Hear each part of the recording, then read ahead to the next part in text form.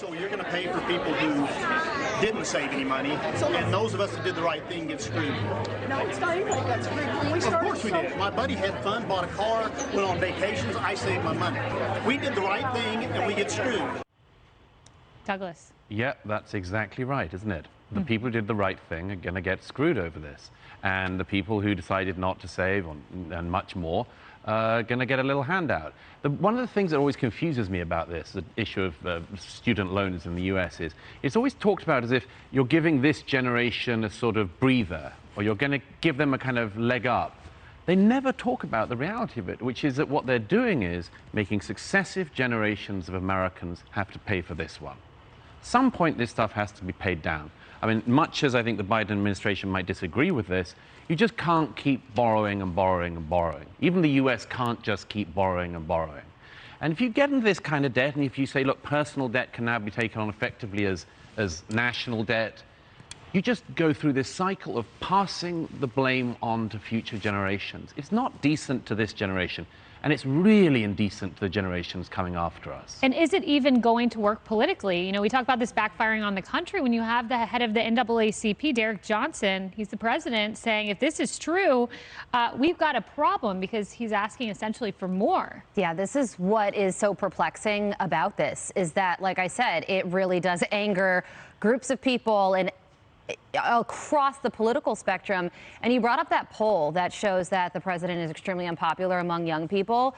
Those are the least reliable voters. So why would he then be trying to, and let's get this straight, buy votes from that group of people? Also, why $125,000?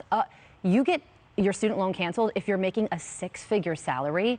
Are you kidding? Imagine what that looks like to somebody who has a blue-collar job, didn't go to college because they couldn't afford it, and now they recognize that they're going to have to pay for a rich person's student loans. Yeah. It's a quarter, how's that going to pay? It's $250,000 for a couple. Yes. $250,000. So it's not just, and I use this, I selectively chose the word screw because I get accused of being so angry on TV. You're not angry. And so I will say this with clenched teeth, seethingly, but it's screwing people who didn't go to college. It's screwing people who paid their own way. It's screwing the parents who paid their children's own way. And it's screwing anybody who is under the burden or trying to deal with the burden of inflation Douglas, the electrician, the plumber, the trade worker, who, by the way, these were Reagan voters who then became Trump voters, who are now Republican voters, and this is likely to entrench that. Right, and why are they meant to be bailing out people better off than them? It doesn't make any sense.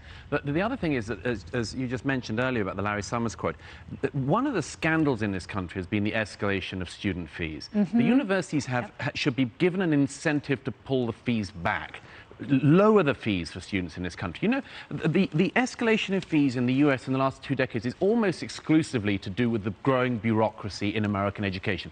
It's not that people are getting a better education now than they did 20 years ago or 10 years ago. It's that they've got a bigger bureaucracy that they're paying for now.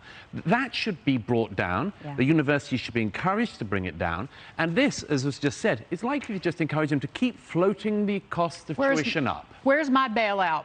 The next generation. Where's my bailout? Yeah. And Senator Tom Cotton posted a tweet saying Biden is telling every college in America to raise tuition by $10,000.